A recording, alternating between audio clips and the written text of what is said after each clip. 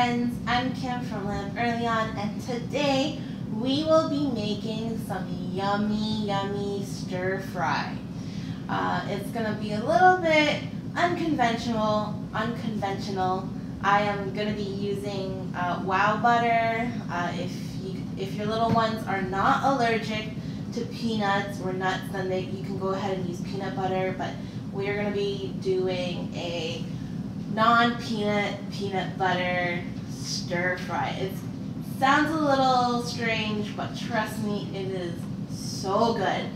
But before we get into all of that, just a reminder from our last week's videos, if you still want to help and see your recipes being filmed on camera to share with everybody else, please leave a comment on either last week's bread dough fluffy bread recipe or on this week's stir fry recipe. You can also still message us on Facebook or through our email. If you're watching this through our YouTube channel, then all of the links and our email will be in the description box below.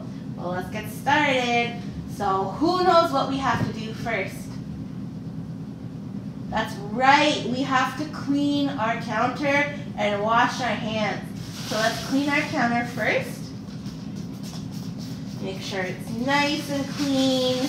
Wherever my friends are working at today and helping cook is where you want to be cleaning it. And at home, usually I use like some hot soapy water, and then I go back and I rinse off the counter again with hot water. But we're done, so now let's go wash our hands. Alright my friends, so our counter is clean. Now let's have our hands clean too. So remember, we have to wash it for how many seconds? That's right, 20 seconds. So I have soap, and now let's sing our song. Ready? Scrub the palms between the fingers. Wash the, swirl the tips around, thumb upside down, attack, thumb attack. Good job, my friends. And now let's wash off all the soap. Scrub. Rinse out all the excess water. Let's dry our hands we are using and turn off the tap. We are now ready to cook our stir fry. Alright, so now that our counter is clean and our hands are clean, let's get started. What you're going to need today is any leftover vegetables you have in your fridge. Stir fry is a great way and nutritious way to use up all the vegetables that you have that might be going bad soon. So I like to call this the leftover stir fry. So I have some spinach, some kale, a little bit of broccoli, a little bit of red peppers, and a little bit of our carrots. And that I have washed. Your little one will also love washing all of the vegetables. Scrub it nice and clean.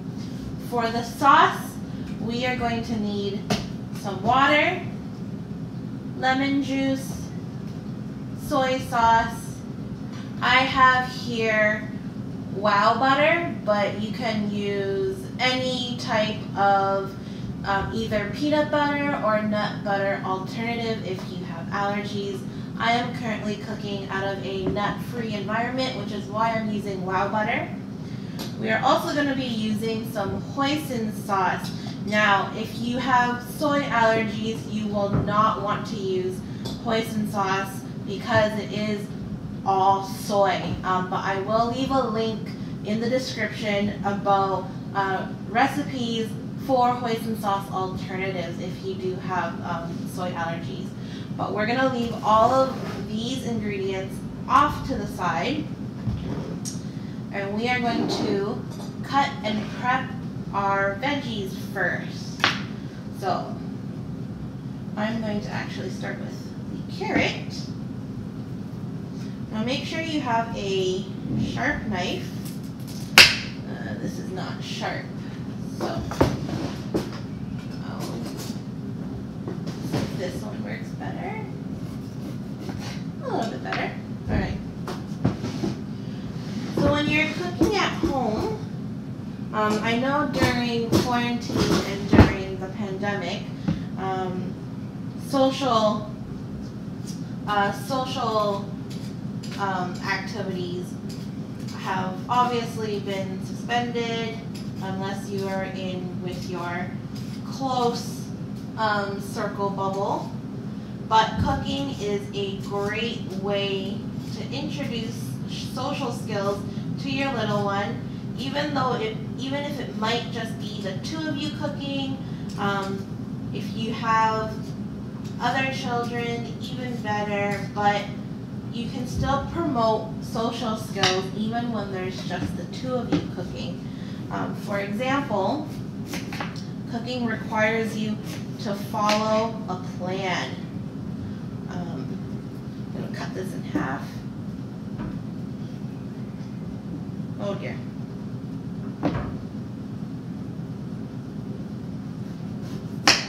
So cooking requires you to follow a plan.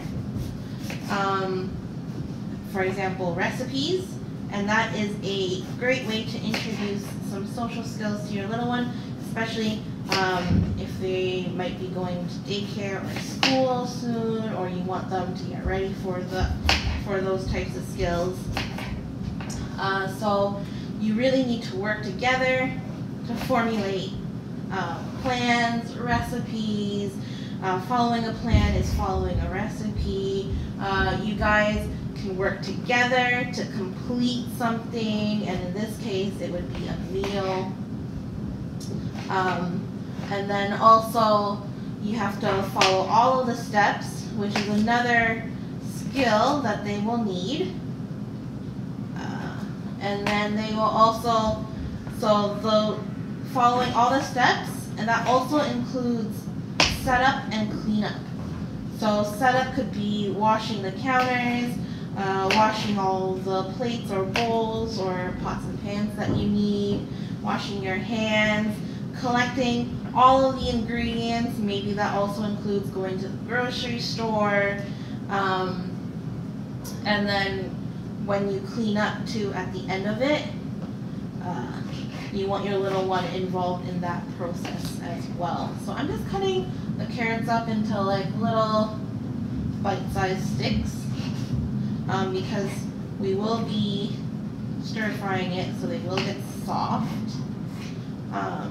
Your little one obviously won't be able to help you cut the carrots if they're younger, but what they can do is while you cut the carrots, they can rip up the broccoli by hand.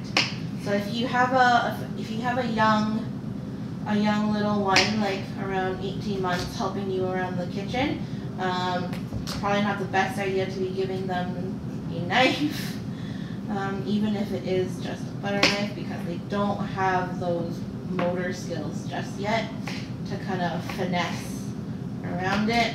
I usually, depending on your child's skills, gross fine motor skills, I usually probably wouldn't recommend giving them a knife to cut until they're around 3 or 4. Again, that all depends on their skill level.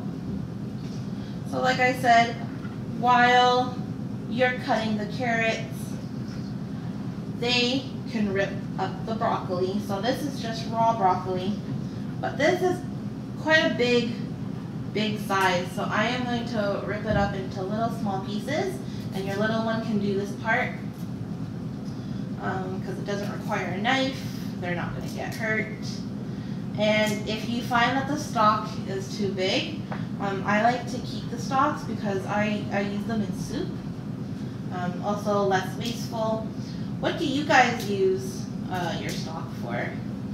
I mean these stems for. Do you guys keep it? Do you guys throw it away? What do you guys do? For the stir fry, I like to keep just the crown, and then for this, I like to keep it for soups. And then for the red pepper,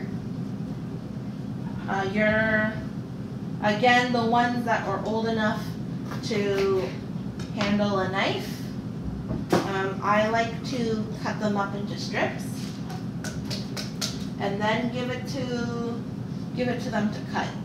This is a little awkward shaped though, so if you cut them like this, and then you give them like a butter knife or a child-safe knife. There's my butter knife. There it is. So if you give them a butter knife, red peppers can be cut up.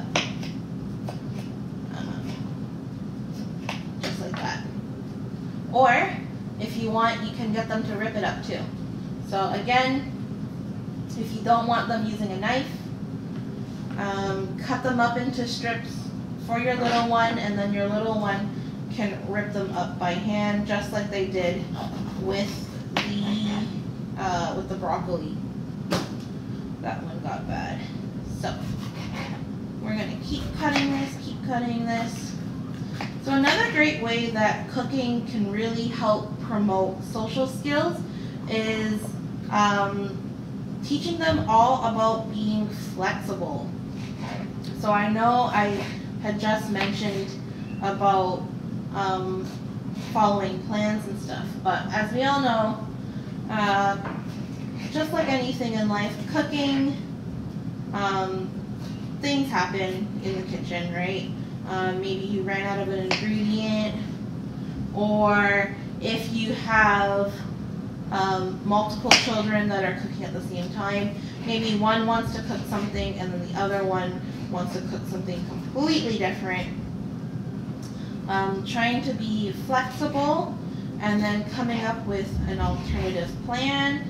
So maybe if you've got two children fighting for something to cook, getting them to come up with a solution, maybe finding a different recipe that both like, or finding a recipe that might incorporate both of the things that they want.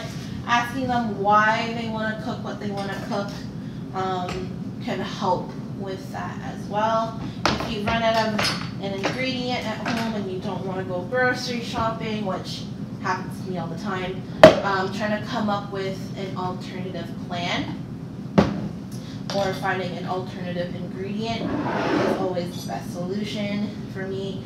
I usually like to Google stuff. So our vegetables are done, so now we are going to prep the sauce. You're going to need, I'm going to start with the butter. So you're going to need your peanut butter / nut butter alternative. And this is, the sauce is all about ratios, not so much about measurements. So depending on how much or how little vegetables you've prepped, with this one, I'm probably going to do 2 heaping spoonfuls of the butter. If it'll drop, it's sticky. Your little one can help you with this part too. They love trying to measure out all this stuff, and then later on when we mix it, a lot of fun. So I have 2 spoonfuls in here. So now you're going to want equal part of the nut butter alternative, and equal part hoisin sauce, or your hoisin sauce alternative. So I have 1, 2, and then you're going to want equal parts water. And you want it equal parts water because when you stir fry it, the water will evaporate. And now we are going to, it looks like this right now. We're going to mix it up. Mix it up until it's all nice and blended. If your little one is helping you stir, and this is why I have it in such a big bowl for something, for such little sauce, it's because when they mix, even if they go like this and they go crazy with the mixing, the water won't splash, or the sauce won't go everywhere. So get either a shallow pan and get them to mix, or get like a really deep bowl and then they can kind of stand and mix. So you really want to make sure that the nut butter, peanut butter, or your alternative is really blended in. And you do, so as you can see, like it looks mixed right now, but I'm finding some clumps of my wow butter. So I really want to make sure I give that a good mix. Sometimes what I like to do is I like to squish the back with a spoon and then get it to go down. So you do want it like this consistency where it's a little bit runny. If it's too thick, add a little bit more water. If it's too runny, add a little bit of your either wow butter or your hoisin sauce. But now that that's all mixed, what we're gonna do, you're gonna need some lime juice. So either squeeze a wedge of lime, I have just like actual lime juice, and you're gonna need a splash, just a small splash, just like that. And the lime juice is really there to cut through the butteriness of our wow butter. And then, this is where we're gonna be careful, this is soy sauce that we have.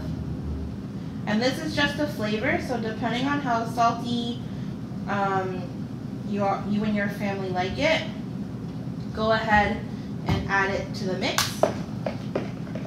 And mix it all up. So give it a taste. I've made the sauce for years, so I know the proportions. But give it a taste. If you want it a little bit more sweet, add a little bit more of the hoisin sauce or your alternative. If it's too buttery or too peanut buttery, go ahead, add a little bit more lime juice. If you want a little bit more salty, add soy sauce. If there's too much lime juice, put some of your wow butter or whatever you're using. So now that all of our ingredients is ready, I'm going to stir fry all of this. Usually takes about 10-15 minutes because I'm not using any meat. If you want chicken, beef, or tofu, go really great with this stir fry, but I'll be right back. Alright, so I just finished cooking this. I just used a wok, but you can use a regular pan. And I cooked the vegetables first until the spinach and the kale start to wilt. Another indicator is if the carrots start to get a little bit soft. And then I throw in the sauce, and I really let it simmer there and let it reduce to this nice thick consistency for about 15-20 minutes. I also cooked some brown rice while I was at it so we can assemble it together and eat, and it'll be so good, my friends. So you don't have to cook the rice if you don't want to. I've also in the past used rice noodles, quinoa, couscous. It's really up to you. So I'm just going to assemble it. So get a little bit of the rice and a little bit of the stir fry. But as I was saying before, cooking is a great way to teach your little ones about social skills, just because with all the other stuff that we mentioned and the problem-solving skills, you can also teach them about social rules, things that aren't quite so obvious to your little ones. And cooking is a great example example of how to teach your little ones about social rules. For example, when you're cooking in the kitchen, you can tell them that, you know, if there's more than one person cooking, you gotta respect each other's space, and then really talk about respecting each other's space rules. If they've dropped something, even though it was an accident, they still have to clean it up. When you're done cooking, you have to clean up everything. You have to clean up after your own mess. So things like that. And also, you can talk about if accidents happen in the kitchen, which always happens. I remember the other day I was cutting up the what was it, the carrot, and it slipped. Oh no, the apple, and it slipped for me. So accidents happen all the time. So just allowing your child to make that mistake, and you can also role model how to respond to it. So role model it in a calm way, being like, uh-oh, I dropped the egg, but that's okay because all I have to do is clean it up. So stuff like that. Also, cooking is a really great way to introduce your child to conflict resolution, which is another social skill that they need. So things like, again, from talking before, about if you run out of an ingredient, or maybe it's just not working out, maybe your dough, if you're baking, your dough might be a little too dry, what do you do? If it's a little too wet, what do you do? If you run out of ingredients for the stir fry, what should you do? It also talks about, you can also talk about empathy with your little one. If you are, again, talking about rules and respecting each other's space, and respecting the space that you're cooking in. So clean up if you've dropped something, clean up after you're done cooking. It also works on effective communication skills, because if there's going to be more than one person cooking, so you and your little one, then you guys will have to talk it through, say who's going to do what step, and that's all communication. But we have our stir fry. It doesn't look the prettiest, but I can guarantee you it is delicious. So thank you so much for joining me in our simple stir fry recipe. Hopefully you guys try this at home too. Let me know what you guys use for vegetables. Also remember to drop a comment, a message, or an email if you want me to cook one of your recipes in a future video. So thank you. Bye.